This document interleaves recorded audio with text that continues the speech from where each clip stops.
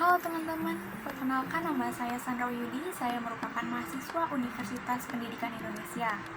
Di video kali ini saya akan membahas mengenai topik yang sangat amat hangat dibicarakan, yaitu tentang kekerasan seksual. Kalau ngomongin tentang kekerasan seksual itu sebenarnya nggak ada habis-habisnya ya teman-teman. Nah, tapi saya tanya dulu nih, sebenarnya apa sih kekerasan seksual itu? Kekerasan seksual adalah setiap tindakan baik berupa ucapan ataupun perbuatan yang dilakukan seseorang untuk menguasai atau memanipulasi orang lain serta membuatnya terlibat dalam aktivitas seksual yang tidak dikehendaki.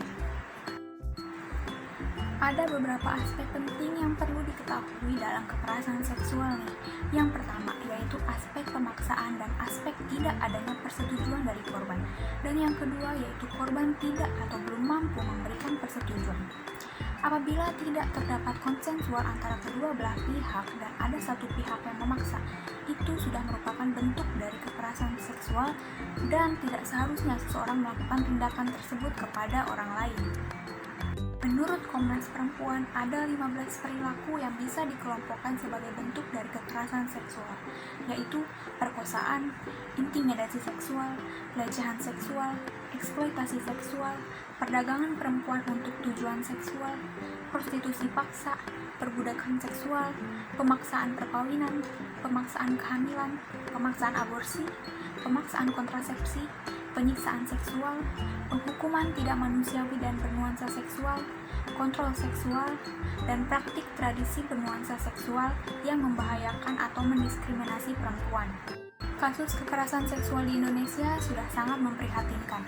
Semakin hari, pertambahan kasus kekerasan seksual di Indonesia semakin bertambah banyak.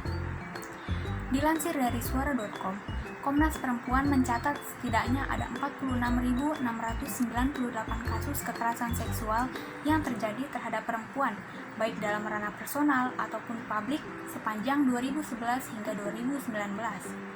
Bahkan, Komnas Perempuan menyebut setiap 2 jam sekali, setidaknya ada 3 perempuan di Indonesia yang mengalami kekerasan seksual.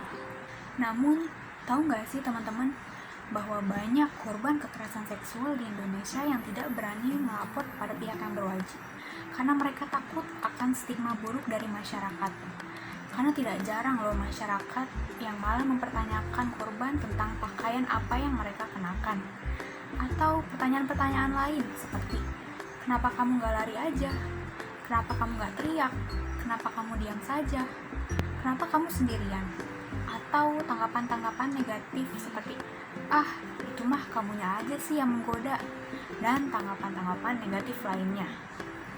Stigma buruk yang terus menyalahkan korban seperti inilah yang menjadikan para korban tidak berani melapor dan hanya memendam permasalahan mereka sendiri.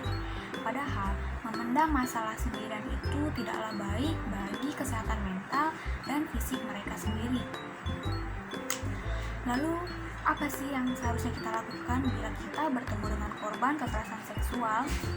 Yang pertama, yaitu kembangkan rasa empati kita. Yang kedua, perhatikan kondisi psikis dari korban. Ketiga, yaitu bersikap netral dan tidak menghakimi. Yang keempat, memberikan rasa aman. Dan yang kelima, melaporkan kekerasan seksual yang terjadi ke pihak berwajib. Berikut saya bagikan nomor-nomor yang dapat dihubungi jika mengalami kekerasan seksual. Kekerasan seksual dapat menimpa siapa saja, baik itu anak-anak maupun orang dewasa, baik itu laki-laki maupun perempuan, semua bisa menjadi korban. Kita memang tidak bisa memilih untuk menjadi korban, namun kita bisa memilih untuk tidak menjadi pelaku. Untuk itu, ayo kita bersama-sama melawan kekerasan seksual yang ada di Indonesia. Rangkulah orang-orang atau kerabat kalian yang pernah menjadi korban kekerasan seksual dengan memberikan rasa simpati dan empati kita. Kita semua berhak merasa aman di negara kita sendiri. And I stand against sexual harassment.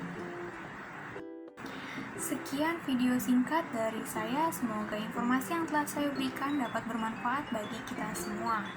Saya Sandra Mayudi, sekian dan terima kasih.